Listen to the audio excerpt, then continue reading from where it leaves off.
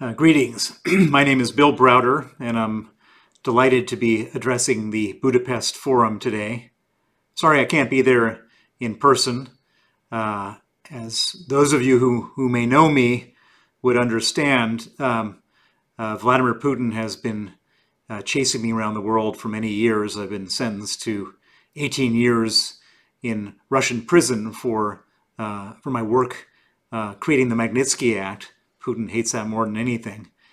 And because Viktor Orban is a close friend of Putin, it wouldn't be safe for me to come to Hungary. So I'm sorry that I have to deliver this address by video, but I'm there in spirit.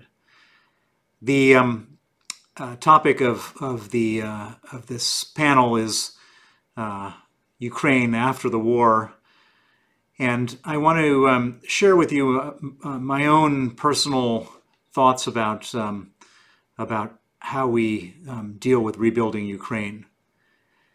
When I first saw Putin launching his murderous war, like every other decent human being, I had a very visceral emotional reaction.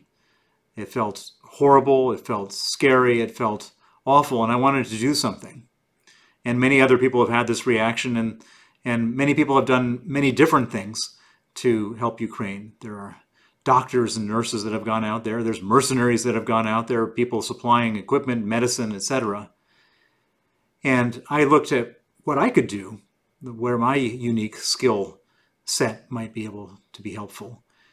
And my unique skill set has been that I've spent the last nearly 15 years working with parliaments and governments all over the world to freeze the money of Russian human rights violators and kleptocrats. The legislation that I've been working on is called the Magnitsky Act. The Magnitsky Act was passed in the United States in 2012. Canada, the United Kingdom, the European Union, Australia, Norway, Iceland, Kosovo, Montenegro, various places. In fact, 35 countries have the Magnitsky Act. And so I've spent the last 15 years effectively trying to freeze Russian assets, and we've succeeded. And so when I saw this war starting, I said to myself, Putin has now caused unbelievable damage. As of today, it's estimated to be well north of $1 trillion. And a week after the war had started, roughly $300 to $350 billion of Russian central bank reserves were frozen by the central banks of the West, the allies. And so it seems to me that probably one of the most important things we could be doing right now is taking that money that's been frozen and give it to Ukraine for their defense and reconstruction.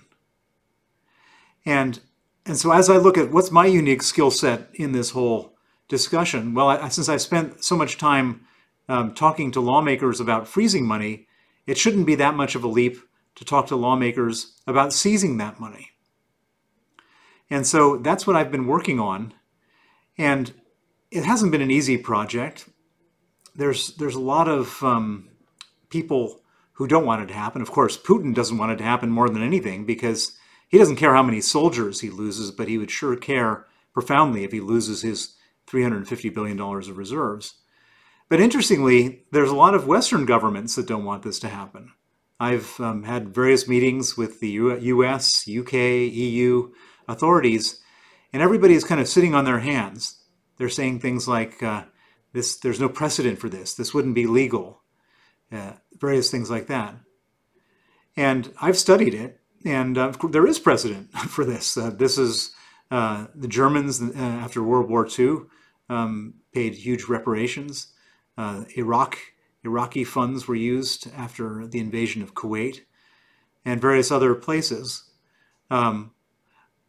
People say that Russians' central bank reserves are protected by sovereign immunity, but for all legal scholars out there, that's actually only half the story. They're protected by sovereign immunity unless other laws trump that. And the law of countermeasures, which says that if a country does something terrible to another country, there are countermeasures, and that trumps law and sovereign immunity. So I believe that there's actually a legal argument to be made for doing this.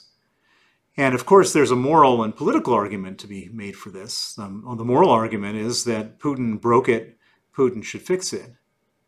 And of course, the political argument, which is probably the most important argument, is that everybody in the West is now starting to grumble a little bit about taxpayer money going to support Ukraine.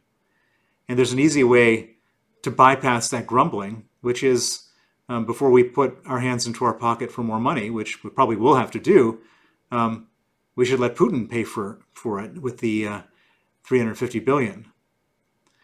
So as we talk about reconstructing Ukraine, I think that before we get anywhere in this conversation, we should be talking about the first person to pay for it, and that's Vladimir Putin.